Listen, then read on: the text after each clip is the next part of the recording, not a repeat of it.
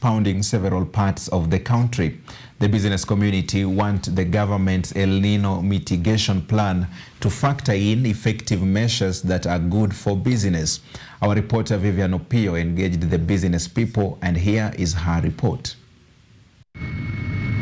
The ongoing heavy rains that have continued to wreak havoc in different parts of the country have highly affected business people in the busy city of Nairobi. They now want the government to put shades that will help them go on with their businesses uninterrupted with the rains.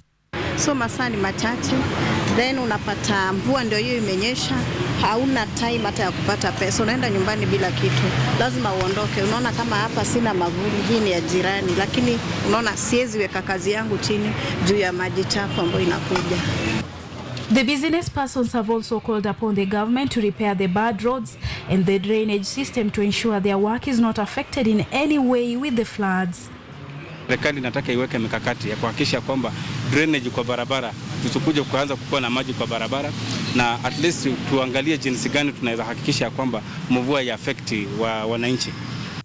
The heavy rains have also caused floods in the city, hence blocking paths that lead to their workstations, preventing customers from getting their services, thus affecting their income. In addition, the Nairobi County vendors are appealing to the county government to extend time for them to do business in the CBD, saying that the rains have affected their allocated time, hence affecting their businesses. Kila mara inaponyesha ni vigumu sana upate wateja.